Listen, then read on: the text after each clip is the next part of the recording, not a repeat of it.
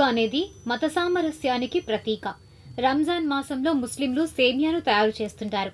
రంజాన్ వంటకాల్లో బిర్యానీ తర్వాత అగ్రస్థానం సేమియా అని భావిస్తారు. అయితే ప్రస్తుతం స్పీడ్ యుగంలో ఇళ్లలో తయారు చేసే సేమియాలు తగ్గించారు.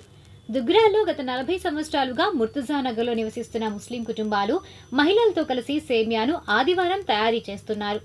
ముఖ్యంగా పాత రోజుల్లో ముస్లిం ఇళ్లలో సాంప్రదాయ పద్ధతిలో చేసే కొన్ని సేమియా వంటకాలు ఇప్పటికీ ఎంతో ప్రత్యేకం. అప్పట్లో తక్కువ వస్తువులతోనే అద్భుతమైన రుచి వచ్చేది. ఇది రంజాన్ పండుగకు అసలైన రుచిని ఇచ్చే వంటకం. షీర్ అంటే పాలు, హుర్మా అంటే ఖర్జూరం అని అర్థం. అప్పట్లో పాలను కట్టెల పొయ్యి మీద తక్కువ మంటపై గంటల తరబడి మరిగించి చిక్కవరిచేవారు. దీనివల్ల పాలు లేత గులాబీ రంగులోకి మారి కమ్మని వాసన వస్తాయి. సన్నని సేమ్యాను నెయ్యిలో దోరగా వేయించి ఎండు ఖర్జూరాలు, పిస్తా, బాదం పప్పులను చిన్న ముక్కలుగా కోసి కలుపుతారు. పాత రోజుల్లో దీనిలో ఖర్జూరాలను ముందుగా పాలలో నానబెట్టి ఉడికించేవారు. దీనివల్ల స్వీట్ సహజమైన రుచిని పొందుతోంది. ఇంకా ఇది పాలు లేకుండా కేవలం చక్కెర పాకంతో చేసే పొడి సేమ్యా వంటకం కూడా ఉంటుంది. సన్నటి సేమ్యాను నెయ్యిలో బాగా వేయించి ఆపై పంచదార పాకంలో ఉడికిస్తారు. అప్పట్లో దీనిలో కోవా, పాలకోవా మరియు మఖానా, తామర గింజలు ఎక్కువగా వాడేవారు. ఇది తింటుంటే పైన కరకరలాడుతూ లోపల మెత్తగా భలే రుచిగా ఉంటుంది.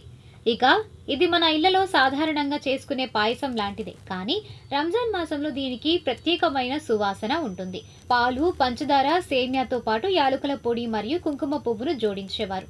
పాత రోజుల్లో వెండి రోకు మరియు పచ్చ కర్పూరాన్ని చిటికెడు వాడి రాజసం ఉట్టిపడేలా చేసేవారు. ఇక చేతితో చేసిన సేమ్యా విషయానికి పూర్వం షాపుల్లో కొనేవి కాకుండా ఇంట్లోనే పిండితో సన్నగా ఒత్తిన సేమ్యాను ఎండబెట్టి వాడేవారు. అప్పట్లో ఇత్తడి లేదా కంచు పాత్రలో వండడం వల్ల ఆ వంటకాలకు ఒక ప్రత్యేకమైన గుమగుమలు వచ్చేవి.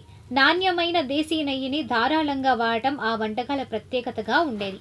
ఈ నేపథ్యంలో దుగ్గిరాల మైనార్టీ నేత సుభాని పాత సాంప్రదాయంను గుర్తు చేస్తున్నారు. రంజాన్ పండుగ మత సామరస్యానికి ప్రతీక.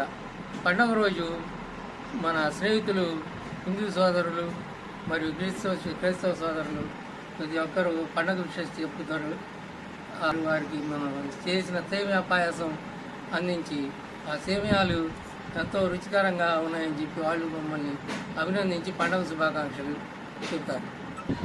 పవిత్ర రంజాన్ పండుగ సందర్భంగా ప్రతి ముస్లిము ఇళ్లలో సేమియాలు తయారు చేసుకునేవారు.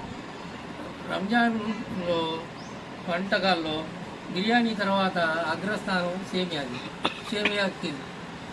ఈ సేమియాలు ఇప్పుడున్న హైటెక్ కాలంలో ఈ ఇళ్లలో సేమియాలు తయారు చేసుకునేవాడు చాలా తగ్గిపోయారు. ఈ స్పీడ్ ప్రపంచం అంతా రెడీమేడ్ సేమియాలు రాజ్యం వెళ్తుంది.